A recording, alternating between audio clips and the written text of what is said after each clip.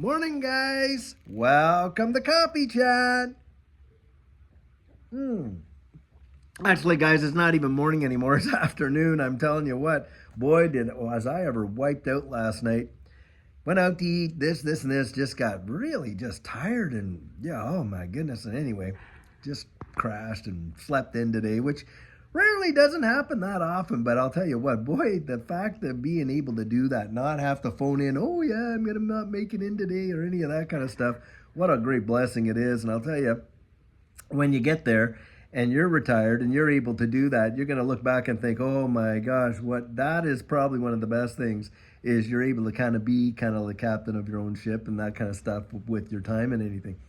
Guys, boy, are the Fudsters out in force and big time. Of course, what's going on in the news right now? Well, you got, the SEC has won their motion to compel, and so, of course, Ripple has to cough up all of their financial records post, the whole deal, post the complaint in the lawsuit.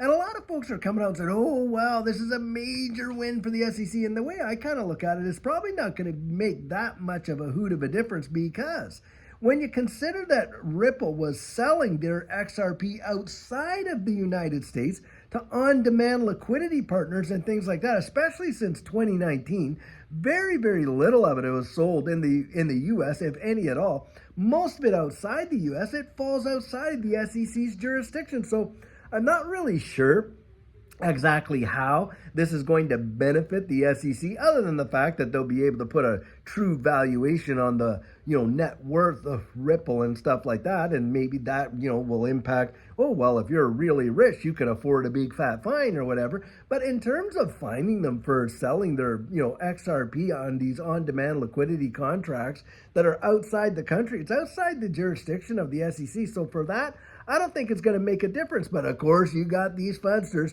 really just throwing that out there like no tomorrow. And on top of that, what else do we got going on? Well, you got this whole clawback feature. Now, we talked about that because it's been about a week or two since, it received its 80% from the validators, and now it's being implemented. And of course, these guys are coming out there saying, oh my goodness, your XRP can be clawed back, and that is absolute hogwash. It is not XRP that can be clawed back. It's assets that are issued on the XRP ledger for various ecosystems, and only if they put that in, and it's not XRP.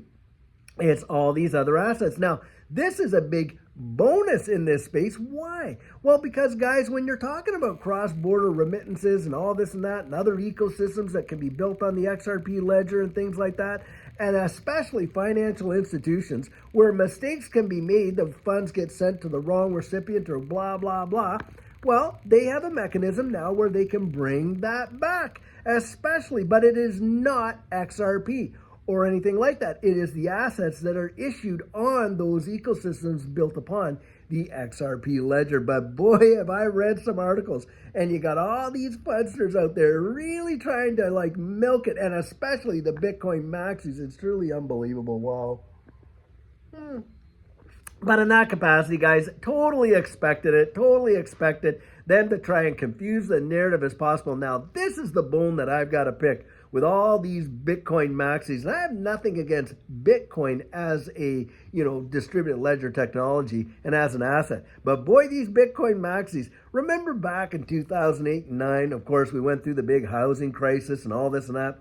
And it was right after that the white paper was issued for Bitcoin. And reading the white paper, what was the motivation behind it? Well, so that people like average folks like you and I wouldn't have to be, kind of hamstrung by this current system the way it is and all the manipulation that goes on. Well, and of course, being decentralized and how massive that was. Well, what went out and happened? Well, guys, they have just literally got under the covers from the very people that they said they were trying to avoid completely with these Bitcoin ETFs. Because now that you've got these ETFs, the spot ones where the underlying asset needs to be held by the exchange traded fund, guess who's controlling that? Yep, you got it. It's Wall Street, the same boys that Bitcoin, was supposed to be avoiding altogether. Guys, this is the absolute nonsense of it. You know, they said that Bitcoin was supposed to be an alternative currency for the common man and all this and that. But there they are, really, really celebrating the fact that in certain countries it's legal tender. And of course, the government controls it in those nations, right? And now they're really celebrating the whole Bitcoin ETFs and things like that. Guys, what we're seeing here, and I'll say this much for Bitcoin, just for Bitcoin. Look, it's the granddaddy of them all, isn't it? I mean, it certainly has first mover advantage. And what, over 50% of the total market cap of this entire space probably sits in the coffers of Bitcoin. So Bitcoin definitely has that recognition and things like that. And it's not Bitcoin that I'm against, but these Bitcoin maxis. The Max Kaisers of the world that have literally lost their ever-loving minds. And if you try to nail them down with an argument like that, because they absolutely hate XRP, they just despise it totally and absolutely. I mean, that's the thing. And remember, XRP came out before Ethereum. It was Bitcoin and XRP, right? And of course, the Bitcoin maxis didn't want any kind of competition whatsoever to their ecosystem. And of course, they just fudded it like crazy. Oh, it's a banker coin. Oh, it's this. Oh, it's that. Oh, it's a banker's coin, is it? Well, hey, what's Bitcoin doing now? Who are the ones that are controlling these ETFs? Yep, it is these big Wall Street bankers, isn't it? So who's the real banker's coin in that capacity? Now, I'm not saying that XRP is not a quote-unquote banker's coin and facilitating cross-border payments and the compliance and all this and that.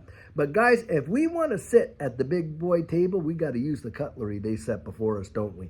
Absolutely, and that's where we're looking for regulatory clarity. Now, these ETFs that they're talking about for Bitcoin, Ethereum, XRP, and all that, I'm going to tell you something. Guys, when those things come through and we get this regulatory clarity, all of this volatility where we see big time drops, 90-some%, and massive shoot-offs like that, where you're seeing literally, you can see up to 100x's and things like that, I think those days will be over. And the lion's share of the life-changing, generational changing wealth will be all gone.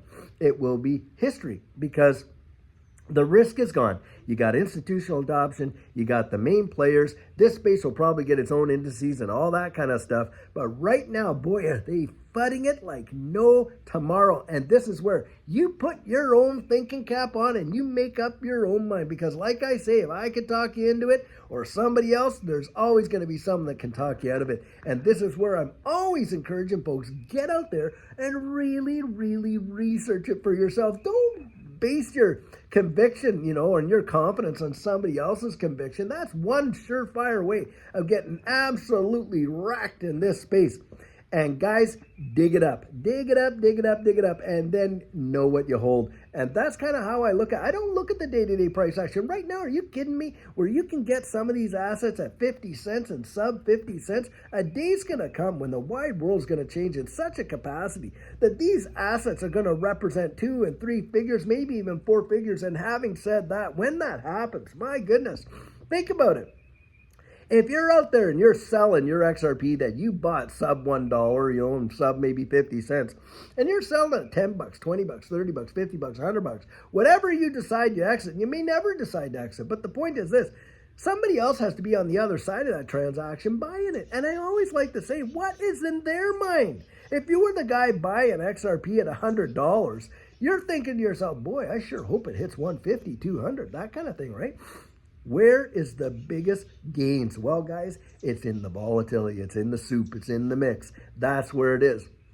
And that's why for Judy and I, we lived it. We saw it. We experienced it. It changed our world. And I'm 100% convinced. I'll tell you what. And when you're listening to me, you're getting my 100% biased opinion. Make no bones about it. And why? Because I've done my research, guys. And I'll tell you what. I'm sold. I'm absolutely convinced. And you're not going to see me just capitulating to all these fudsters and everything else that goes down, because every opportunity they get to confuse the narrative, they will. And that's the whole point, right? Fear, uncertainty, and doubt. If they can make you think like that, then they are definitely going to do it. And just look at the comments in the videos that we got here and these articles online. It really tells a tale.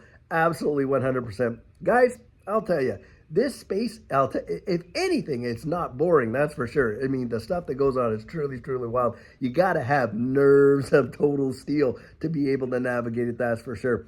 Well, I'll tell you what. Until later on, and I do hope to have a video out tonight. Last night we got in so late, I was feeling so exhausted and tired and just didn't get one out. But I'll tell you what, I sure hope, I'm planning on getting one out today. So until later on when that one comes out, have a fabulous one and take care.